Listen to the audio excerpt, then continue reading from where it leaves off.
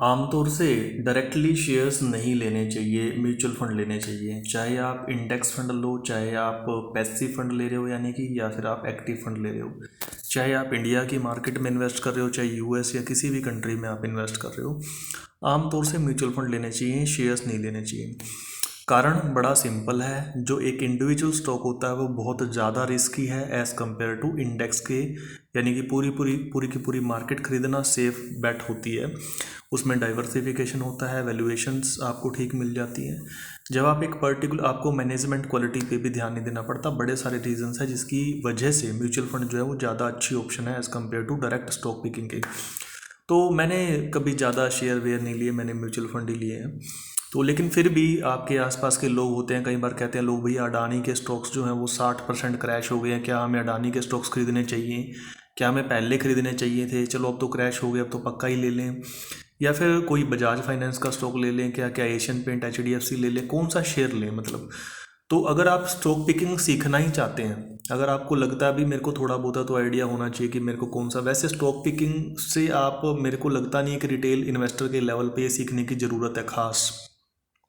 जब mutual fund आपके लिए सब कुछ कर रहे हैं, जब आपका टाइमिंग, लेवरेज, मैक्रोज, वो सब आपके लिए सब कुछ कर रहे हैं, तो स्टॉक पिकिंग से दोस्तों बड़ी सारी मेहनत करने के बाद भी रिजल्ट या तो आते नहीं हैं जितने डिज़ायर्ड होते हैं। स्टॉक पिकिंग एक तरह से मेडिकल फील्ड की तरह है भाई, इनपुट तो ज़्यादा है, आउटपुट कम है। जैसे डॉक्टर बनता ना आदमी, मेहनत बहुत लगती है, बाद में कमाता बहुत कम है। खैर आपको ये थोड़ा सा काउंटर इंट्यूटिव लग सकता है, बट सच्चाई यही है, जितनी मेहनत लगती है उतना डॉक्टर कमाता नहीं है। सिमिलरली स्टॉक पिकर जितनी मेहनत करता ना उतना कमाता नहीं है।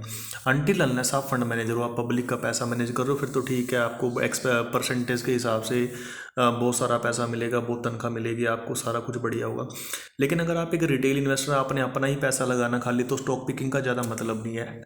एनी हाउ, बड़े सारे लोगों को फिर भी लगता है भैया नहीं, मैंने तो शेयर्स ही खरीदने हैं, मैं म्यूचुअल फंड नहीं लेता, मेरे को उसमें ना मज़ा नहीं आता, किक नहीं मिलती, इंटरेस्ट नहीं जागता, एक जो है ना मतलब पैशन नहीं है मेरा। तो लोग बड़े एक्साइटेड होते हैं स्टॉक पिकिंग को लेके कि मैं शेयर ही लूँगा। तो भैया मान लीजिए मैंने शेयर लेना ही है, तो मैं पहली चीज़ उसमें क्या देखूँ। अगर आपको एक कंपनी खरीदनी है तो आप उसमें सबसे पहली चीज़ देखोगे भाई, कंपनी जो पैसा लगाती है, जितना उसने पैसा लगाया हुआ है शेयर होल्डर्स का, यानी कि जिसको हम इक्विटी कहते हैं, उस पर रिटर्न कितना है। इस रेशो को बोलते हैं रिटर्न ऑन इक्विटी, सबसे इंपॉर्टेंट रेशो होती है। जैसे अडानी के स्टॉक्स, अडानी की जितनी कंपनी है, गौतम अडानी की, 3% सिर्फ रिटर्न मिल रहा है इक्विटी पे, 4 भैया एफडी दे रही है 8% का।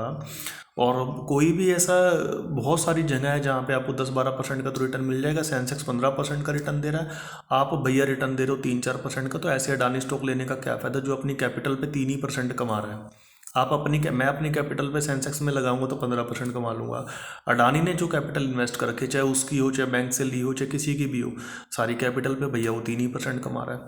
तो रिटर्न ऑन इक्विटी जो है वो बड़ा देखना चाहिए आपको, एटलीस्ट 15% तो रिटर्न ऑन इक्विटी होना चाहिए किसी भी कंपनी का जब उसके शेयर में इन्वेस्ट करो। रिटर्न ऑन इक्विटी पहली चीज़ है। रिटर्न ऑन इक्विटी के बाद होता है return on capital employed and debt level, यानी कंपनी ने कर्जा कितना ले रखा है। कंपनी की जो कैपिटल एम्प्लॉयड है वो शेयर होल्डर की भी हो सकती है, वो लोन की भी हो सकती है। अगर उसने लोन बहुत ज़्यादा ले रखा है तो उसमें रिस्क भैया बहुत होता है, क्योंकि अब क्या होगा, रिटर्न ऑन कैपिटल एम्प्लॉयड तो कम रहेगा और रिटर्न ऑन इक्विटी बढ़ जाएगा।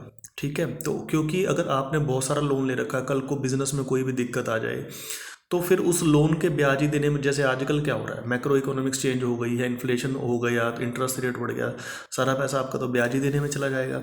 तो शेयर होल्डर के लिए क्या बचेगा, ब्याज देने के बाद जो बचता है शेयर होल्डर के हिस्से में वही आता है। तो आपने कंपनी में रिटर्न ऑन इक्विटी देखनी है, आपने उसका डेट लेवल देखना है, उसके बाद आपने देखना उसका प्रोडक्ट क्या है, मतलब कंपनी किस फील्ड के अंदर है। उसका प्रोडक्ट कुछ ऐसा तो नहीं है जो आने वाले टाइम में ऑब्सोलीट हो सकता है। जैसे बैंक्स है, बैंक्स का प्रोडक्ट क्या है, लोन, तो लोन तो भैया हमेशा ही बिकेगा। ठीक है, जैसे टाइटन है, टाइटन ज्वेलरी बेचता है, तो ज्वेलरी लगभग चांसेस नहीं है कि भाई ज्वेलरी कभी ऑब्सोलीट हो जाए। फीमेल्स हैं पूरे संसार के अंदर, उन्होंने ज्वेलरी लेनी है भैया। अब जैसे कोई कंपनी कोई ऐसी पेंट बना रही है, तो पेंट ऑब्सोलीट हो सकता है क्या, होने को हो भी सकता है। मान लीजिए सारे लोग घरों में टाइलें लगवाना शुरू कर दें, कोई ऐसे प्रोडक्ट आ जाए पेंट की जरूरत ही ना पड़े। तो आपको अपने प्रोडक्ट का ज़रूर पता होना चाहिए कि भैया मेरा प्रोडक्ट ऑब्सोलीट तो नहीं हो जाएगा टेक्नोलॉजिकल डिसरप्शन की वजह से, किसी चेंज की वजह से, वर्ल्ड में कंज्यूमर बिहेवियर की वजह से या गवर्नमेंट पॉलिसीज़ की वजह से। तो उस कंपनी का प्रोडक्ट देखो कि वो सस्टेनेबल कितना है। ठीक है, रिटर्न ऑन इक्विटी आपने देख लिया, डेट लेवल देख लिया आपने, प्रोडक्ट कंपनी का कैसा ये देख लिया, फिर आपने मैनेजमेंट देखनी है। भाई मैनेजमेंट ने पुराने टाइम में कोई घपला तो नहीं कर रखा, कोई फ्रॉड तो नहीं कर रखा, कुछ ऐसा उसके ऊपर लीगल तो केस नहीं चल रहा, माइनॉरिटी शेयर होल्डर के साथ गड़बड़ करके तो नहीं भाग गया, बैंकों का लोन लेके तो नहीं भाग गया, डिफाल्टर तो नहीं है। उसका मैनेजमेंट का ट्रैक रिकॉर्ड कैसा, उसका पैशन क्या है, क्या उसको उस तरह के बिजनेस करने का एक्सपीरियंसिस है, क्या उसके बोर्ड की इंटीग्रिटी अच्छी है, मतलब तो वो सब आपको देखना पड़ेगा कि मैनेजमेंट कैसी है, पैशन भी, इंटीग्रिटी भी, कैपेबिलिटी भी, ट्रैक रिकॉर्ड भी।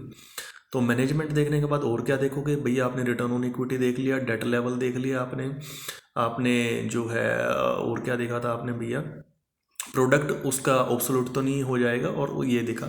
एक होता है उसके बाद कॉम्पिटिटिव एडवांटेज क्या है, मतलब आप जिस भी शेयर में आपने इन्वेस्ट करना है, भाई वो एक प्रोडक्ट तो प्रोड्यूस कर रहा है, लेकिन और भी कंपटीटर भी कर रहे हैं। ठीक है, मान लीजिए एक बैंक है वो भी लोन बेच रहा, दूसरा बैंक भी लोन बेच रहा, तीसरा भी लोन बेच रहा, सारे लोन बेच रहे हैं, तो आपके बैंक की जिसमें आप पैसा लगाने वाले हो उसकी कॉम्पिटिटिव एडवांटेज क्या है, क्यों वो ग्रो करेगा, क्यों वो ज़्यादा लोन बेच पाएगा दूसरों से, क्यों वो ज़्यादा रिटर्न जनरेट कर पाएगा, वो कॉम्पिटिटिव एडवांटेज आपको पता होनी चाहिए। अब जैसे हमने थोड़ी देर पहले अडानी के बिजनेस की बात करी, जिसमें कि रिटर्न ऑन इक्विटी बड़ा कम था, लेकिन उसके पास एक कॉम्पिटिटिव एडवांटेज है, वो ये कि वो जिन सेक्टर्स में ऑपरेट करता है वहाँ पे वो कैपिटल इंटेंसिव है। मान लीजिए एयरपोर्ट है, पोर्ट है, सड़कें बनानी है, बिजली बिजली को डिस्ट्रीब्यूट करना है, सीएनजी को डिस्ट्रीब्यूट करना है, सारे के सारे सेक्टर यूटिलिटी वाले, इंफ्रास्ट्रक्चर वाले ऐसे जिसमें कोई दूसरा घुसना ही पसंद नहीं करता, क्योंकि इस सेक्टरों में कमाई करना बड़ा मुश्किल होता है। वो तो अडानी भाई का ये था कि भाई सरकार इन सबको कर नहीं पा रही थी, तो अडानी कर रहा है, उसको सरकार जो है वैसे ही टैक्स पेयर के पैसे का नाश कर रही थी। तो ऐसी स्थिति में क्या था कि भाई ये वाली बात है, तो लेकिन मोनोपोली है। अब जैसे टेलीकॉम का बिजनेस है, टेलीकॉम का बिजनेस बहुत अच्छा नहीं है, लेकिन मोनोपोली है एयरटेल की, जियो की, तो ये चक्कर है उसके अंदर। तो ये मोनोपोली कॉम्पिटिटिव एडवांटेज क्या है, आपने ये भी देखना पड़ेगा आपको कंपनी में स्टॉक लेते हुए।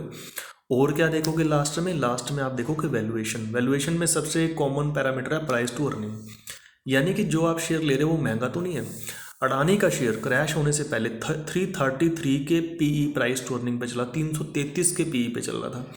कितने पीई पे स्टॉक लेना चाहिए भाई, मेरे हिसाब से तो 15 से 20 की रेंज है, इससे कम 15 से 20 की रेंज से ऊपर जो चला गया मेरे हिसाब से तो महंगा। अब जैसे HDFC बैंक है 20 से 25 के बीच में आपको मिल जाएगा। लेकिन कुछ स्टॉक्स होते हैं जिनको हम बहुत ही बढ़िया, अगर कोई कंपनी है बहुत ही बढ़िया ग्रो कर रही है, जैसे डी मार्ट एक कंपनी है, बजाज फाइनेंशियल सर्विसेज एक कंपनी है, एशियन पेंट्स एक कंपनी है, कुछ कंपनीज ऐसी होती हैं जैसे कि HUL एक कंपनी है, हिंदुस्तान यूनिलीवर, इनके क्या होते हैं पीई बड़े ही रहते हैं, 50 60 70 80 ऐसे ही पीई आते हैं इनके, क्योंकि लोगों को लगता है भैया बड़ी सेफ का बहुत ही अच्छी कंपनी है, हर फंडामेंटल से सेफ है, ग्रोथ की पोटेंशियल अच्छी है, मैनेजमेंट अच्छी है, सब कुछ अच्छा है, तो लोग इनको बड़ा आसमान छूने वाला पी दे देते हैं। लेकिन देखना आपको है, जब जैसे आजकल क्रैश चल रहा है तो ग्रोथ स्टॉक्स की बड़ी पिटाई हो रही है, ऐसी ज़बरदस्त वाली जो कंपनियाँ होती हैं उनके रिटर्न्स की बड़ी पिटाई हो रही है, तो समय का कुछ पता नहीं लगता। तो मेरे हिसाब से तो चाहे कंपनी बढ़िया कितनी भी हो, आपका एक अपना स्टैंडर्ड डिसाइड होना चाहिए, भैया इतने पी के बाद मैं तो लेता नहीं,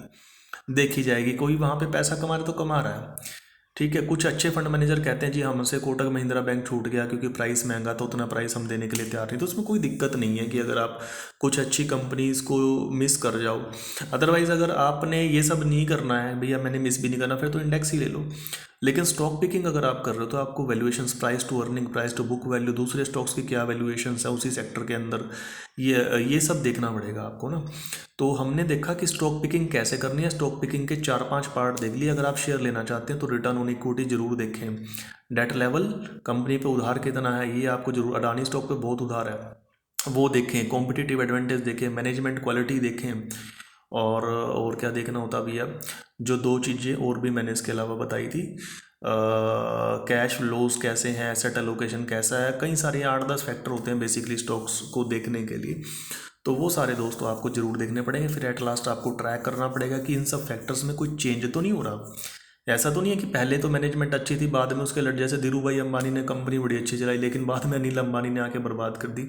तो मैनेजमेंट भी बदलती रहती है, इन्वायरमेंट बदलता रहता है, प्रोडक्ट का सिस्टम बदलता रहता है, भाई प्रोडक्ट किस तरह का कंपनी बना रही है, competitive intensity, disruption, government policies, बहुत कुछ बदलता रहता है। तो अगर आप एक कंपनी लेके बैठे हो तो फिर आपको उसको ट्रैक भी करना पड़ेगा कि जिन फैक्टर्स के बेस पे, जिस थीसिस के बेस पे, जिस फंडामेंटल्स के बेसिस पे आप उसको ले रहे हो, क्या उसमें कोई बदलाव है। ऐसा तो नहीं कि स्टॉक बहुत महंगा हो गया आप बेच देने की ज़रूरत है।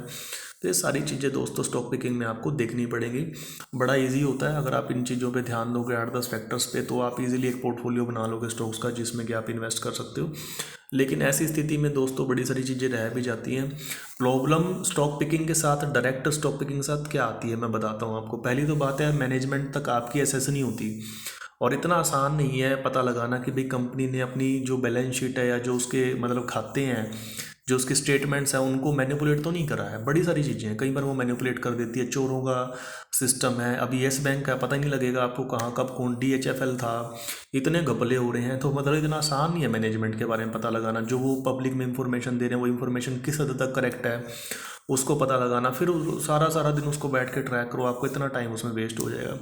तो अनटिल अनलेस आप पब्लिक की मनी मैनेज कर रहे हो तो स्टॉक पिकिंग का कोई मतलब खास बेनिफिट नहीं है। फिर भी अगर आपको स्टॉक पिक करना है तो स्टॉक पिकिंग के 10 फंडे, 8-10 फंडे अपने बना के रखना। Return on equity, debt level, product किस तरह का है, प्रोडक्ट की स्कोप है कि नहीं है, कॉम्पिटिटिव इंटेंसिटी क्या है, डिसरप्शन का कोई खतरा तो नहीं है, सरकार की पॉलिसीज़ क्या है, मैनेजमेंट क्वालिटी कैसी है, स्टॉक की वैल्यूएशन कैसी है, इतना महंगा तो नहीं है ना, वो बेहुदा तौर से महंगा तो नहीं है अडानी स्टॉक की तरह। तो ये सारी चीज़ें देख के ही आपने शेयर लेना है, फिर उसको ट्रैक करना, और जितनी रिसर्च कर सको आप ज़्यादा से ज़्यादा उस पर रिसर्च कर लेनी है भैया। Thank you.